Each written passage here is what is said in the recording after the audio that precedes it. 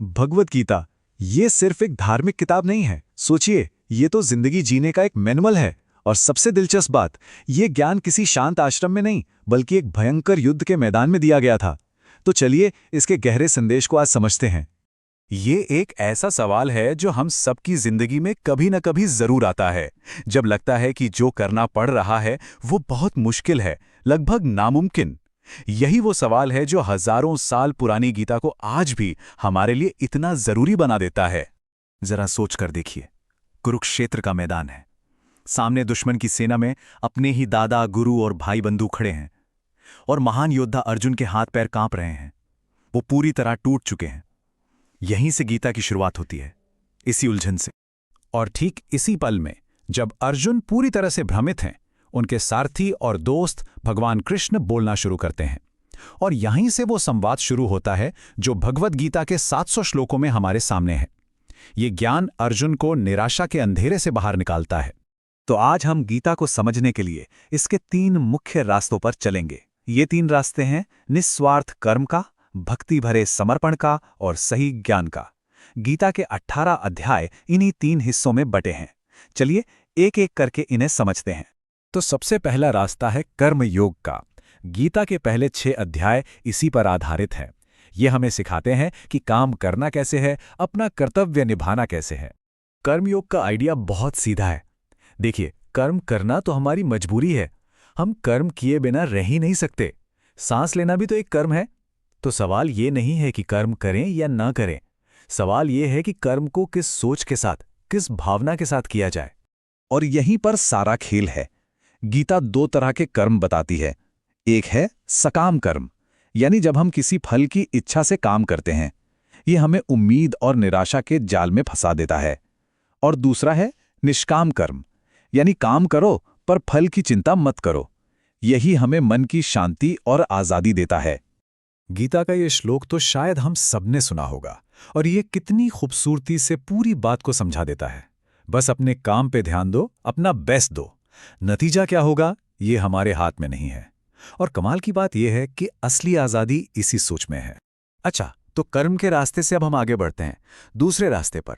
यह रास्ता है प्यार, भरोसे और समर्पण का। इसे कहते हैं भक्ति योग, जिसके बारे में अध्याय 7 से 12 तक में बताया गया है। गीता कहती है कि भक्ति योग भगवान से जुड़ने का सबसे सीधा और आसान रास्ता है। इसका मतलब ये नहीं कि कर्म और ज्ञान बेकार हैं, नहीं, बल्कि ये उनको और मजबूत करता है। ये दिल का रास्ता है, जिसमें तर्क से ज्यादा भरोसा काम आता है।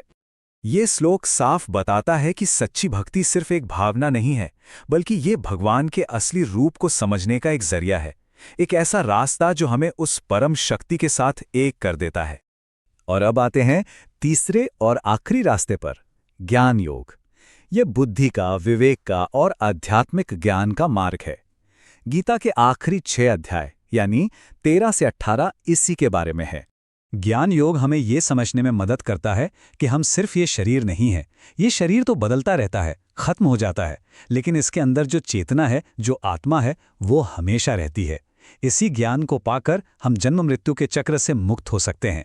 अध्याय 13 में कृष्ण 2 बहुत मजेदार शब्द बताते हैं, क्षेत्र और क्षेत्रज्ञ। क्षेत्र यानी हमारा शरीर, ये मैदान है जिसमें सब कुछ हो रहा है, और क्षेत्रज्ञ यानी वो आत्मा जो इस मैदान को जानती है, जिसकी ज्ञाता है। इन दोनों के फर्क को समझना ही ज्ञान योग की नींव है। अब ज्ञान योग में ही एक बहुत ही महत्वपूर्ण कॉन्सेप्ट आता है प्रकृति के 3 गुणों का। ये 3 गुण वो अदृश्य शक्तियां हैं जो हमारे मन और हमारे हर काम को कंट्रोल करती हैं। और अब देखिए सबसे कमाल की बात, ये हजारों साल पुराना ज्ञान आज की साइंस से कैसे जुड़ता है। सत्व गुण यानी शांति और क्लैरिटी हमारे दिमाग की अल्फा वेव से जुड़ा है। रजस गुण यानी बेचैनी और एक्टिविटी बीटा वेव से, और तमस गुण यानी आलस और भारीपन डेल्टा वेव से। ये दिखाता है कि ये ज्ञान कितना गहरा और टाइमलेस है। तो हमने 3 अलग अलग रास्ते देखे, कर्म, भक्ति और ज्ञान। पर क्या ये सच में अलग अलग हैं या फिर ये कहीं जाकर एक हो जाते हैं? चलिए देखते हैं गीता इस बारे में क्या कहती है। असल में ये तीनों रास्ते एक दूसरे के विरोधी नहीं बल्कि सहयोगी हैं। इसे ऐसे समझिए कि एक ही पहाड़ की चोटी पर पहुंचने के 3 अलग अलग रास्ते हैं, कोई भी रास्ता छोटा या बड़ा नहीं है।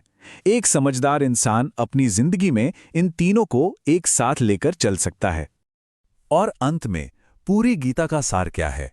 अगर एक लाइन में कहें तो अपना काम पूरी ईमानदारी से करो, उसे भगवान को समर्पित कर दो और फल की चिंता से खुद को आजाद कर लो। यही कर्म करते हुए भी कर्म के बंधन से मुक्त होने का रहस्य है। ये सवाल सिर्फ अर्जुन के लिए नहीं था, ये हम सबके लिए है।